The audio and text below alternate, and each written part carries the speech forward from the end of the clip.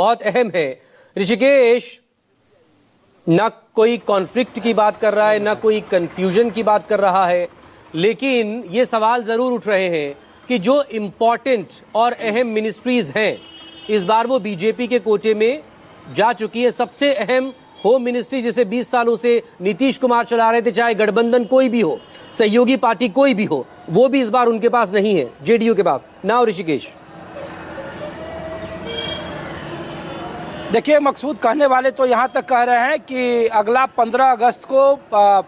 बिहार की राजधानी पटना के गांधी मैदान में नीतीश कुमार झंडा फहरा पाएंगे कि नहीं फहरा पाएंगे, इस पर सबकी नज़र है। और फिर मैं कुछ आम लोग हैं हमारे साथ जो इस पर बोल रहे थे। ये गृह मंत्रालय का जाना क्या आप लोग समझ रहे हैं? मैंने कुछ कमजोर किया गया नीतीश कुमार को, भाजपा में आया तो भाजपा मजबूत स्तर पर दिखाई पड़ रहा है। और क्या कहें, भाजपा सीट भी अच्छा आया है। अब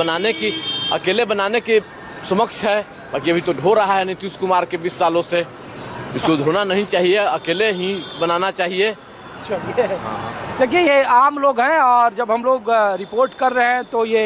इन्होंने आकर पूछा कि क्या वाकई में ऐसा आप लोगों को भी लगता है। तो ये आम लोगों के बीच की धारणा है और इसीलिए मैं कह रहा हूँ कि अगला 1 साल जब हम लोग टीवी स्टूडियो से जब आप बात करते हैं और हम लोग जब ग्राउंड से करते हैं तो लोगों को लगता है कि हम लोग सिर्फ और सिर्फ उसमें मीन मेख निकालते हैं और तीखे सवाल करते हैं। लेकिन बिहार की राजनीति में इस बार सबसे ज़्यादा सवाल इसी को लेकर पूछे जा रहे हैं और लोग कह रहे हैं कि इतना बड़ा जनादेश, नीतीश कुमार के नाम पर इतना बड़ा मैंडेट और फिर उसके बाद इस तरीके का बंटवारा,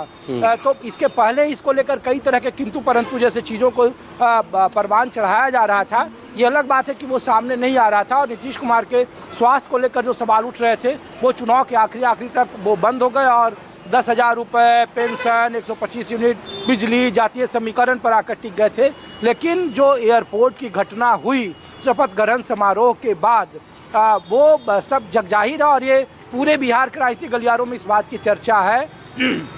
और लोग कह रहे हैं कि नीतीश कुमार के पास भले ही सामान्य प्रशासन जो जनरल एडमिनिस्ट्रेशन है, ये जो जेडीयू के समर्थक है वो कह रहे हैं मकसूद कि देखिए ये डीएसपी तक का ही मामला है। जब एसपी और डीएम को बदलने की बात होगी और उनसे कोई नीतिगत निर्णय करवाने की बात होगी तो फिर उनका फाइल मुख्यमंत्री को ही भेजना पड़ेगा और मुख्यमंत्री का उसमें क्लैरिफिकेशन होगा।